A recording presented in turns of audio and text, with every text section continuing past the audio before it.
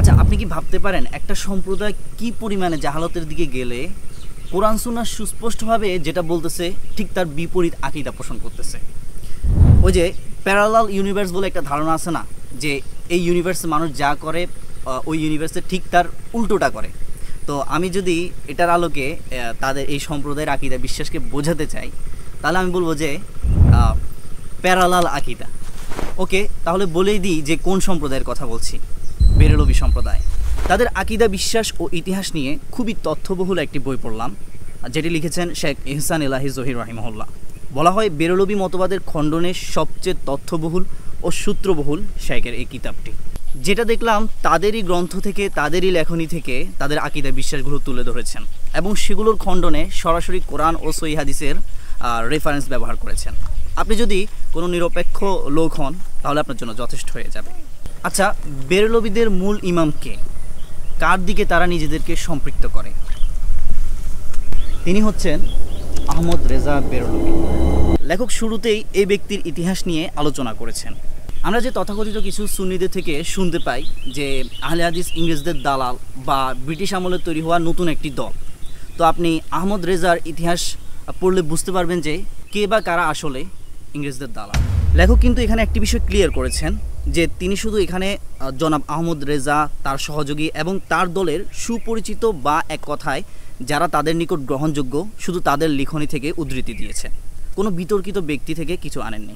তো এখানে তাদের যেসব আকীদা বিশ্বাসগুলো তুলে ধরা হয়েছে তা শিরক বিদআতের চরম পর্যায়ে চলে গেছে। আর এত পরিমাণ কোরআন সুন্নাহর সুস্পষ্ট আকীদার বিরোধিতা করা হয়েছে যে মনে হচ্ছে ইচ্ছাকৃতভাবে কোরআন সুন্নাহর বিরোধিতা করার জন্যই নেমেছে। যেমন গায়েবের জ্ঞান সম্পর্কে কোরআনেই অনেক আয়াত রয়েছে যেখানে বারবার বলা হচ্ছে যে গায়েবের জ্ঞান একমাত্র আল্লাহর নিকটে আছে, এবং কি বিশেষভাবে যে গায়েবের 5টি চাবি যেটা আল্লাহ নিজের দিকে সম্পৃক্ত করেছেন, যে তিনি ছাড়া তা কেউ জানেন না, যে মাতৃগর্ভে কি আছে, আগামীকাল কি ঘটবে, বৃষ্টি কখন হবে, সে কোথায় মৃত্যুবরণ করবে এবং কিয়ামত কখন সংঘটিত হবে, এগুলোর ঠিক সরাসরি বিপরীতে গিয়ে এই খাস 5টি গায়েবের জ্ঞান প্রথমে নবী সাল্লাল্লাহু আলাইহি ওয়াসাল্লামকে দিয়ে দিলেন, তারপর অলিদেরকে, তারপর গাউস, এরপর কুতুব।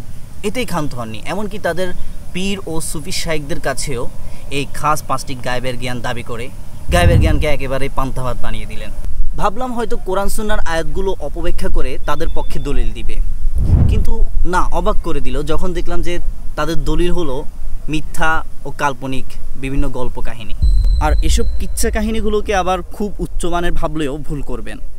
এতই অবিশ্বাস্য ও হাস্যকর যে দেখে মনে হবে যে প্রতিযোগিতায় নেমেছে কে কার থেকে অধিক অবিশ্বাস্য ও বানোয়াট গল্প লিখতে পারে।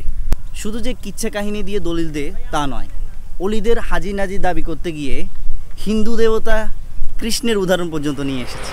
তারা নিজেদেরকে মেন স্ট্রিমের আহলুস সুন্নাহ দাবি করে বাকি সবকে ওয়াহাবি বানিয়ে কাফির ট্যাগ লাগিয়ে দিয়েছে। ও হ্যাঁ, এটাও বলা দরকার যে কাফির ফতোয়া দেওয়া, ইচ্ছামতো গালমন্দ করা তাদের কাছে ডাল ভাত। উপমহাদেশের আহলুল হাদিস আলেমগণকে নাম ধরে ধরে কুফরি ট্যাগ দিয়েছেন, তাওহীদের কিতাবগুলোকে পেশাব থেকে অপবিত্র বলেছেন। এছাড়া সালাফদের ইমাম ইবনে তাইমিয়া, ইবনুল কাইয়িম, ইবনে হাজম সহ অনেককে নিয়ে খারাপ মন্তব্য করেছেন। আমি তো এখানে সব বলতে পারবো না, তাদের তাকফিরি ও গালমন্দের স্বভাব নিয়ে আলাদা একটি অধ্যায় রচনা করেছেন এই বইটিতে। শুধু যে আহলুল হাদিস বা সালাফিদেরকে নিয়ে বলেছেন তা নয়, তাদেরই হানাফি মাযহাবের সহদর ভাই দেওবন্দীদেরকেও ছাড় দেননি। কাসেম নানতবী, রশিদ আহমদ গাঙ্গুলি, আশরাফ আলী থানবী সহ আরও বেশ কিছু আলেমদের নাম ধরে ধরে তাকফির করেছেন, গালমন্দ করেছেন, এবং এর সীমা এত দূর পর্যন্ত পৌঁছেছে যে দেওবন্দীরা হলো হিন্দু, খ্রিস্টান ও কাদিয়ানীদের চেয়েও বড় কাফের। এখানে কোনো কিছুই আন্দাজে বলা হচ্ছে না, তাদেরই গ্রন্থ থেকে, তাদেরই আলেমদের লেখনী থেকে রেফারেন্স সহ উদ্ধৃতি দেওয়া হয়েছে। আমি বলবো সাধারণ থেকে সবাই এই বইটি পড়তে পারবেন, কারণ এই উপমহাদেশে তাদের আকীদা বিশ্বাসের প্রভাব অনেক বেশি দেখা যায়। বিশেষ করে যারা একেবারে সাধারণ, তারা নিজেদেরকে মেন স্ট্রিমের আহলুস সুন্নাহ মনে করে, অথচ তারা শিয়া প্রভাবিত বেরলভী আকীদা বিশ্বাসের সাথে জড়িত। তো এই বইটি প্রকাশ করেছেন মাকতাবাতুস সুন্নাহ, অনুবাদ করেছেন আবু রুমাইসা, মোহাম্মদ নূরে হাবিব ও তরিকুল ইসলাম, আর সম্পাদক ডক্টর আব্দুল বাসির বিন নওশাদ। বইটির কাভার হলো পেপার ব্যাক, এদিক থেকে একটু দুর্বলতা আছে। হার্ড কভার হলে আরও বেশি মানানসই ও বাঁধায় মজবুত হতো, তবে পৃষ্ঠার মান ঠিক আছে। যাই হোক, কভার না থাকলেও এই বইটি মূল্যবান, তাই নিজে সংগ্রহ করুন এবং এই ভিডিওর মাধ্যমে অন্যদের কাছেও শেয়ার করুন। আসসালামু আলাইকুম।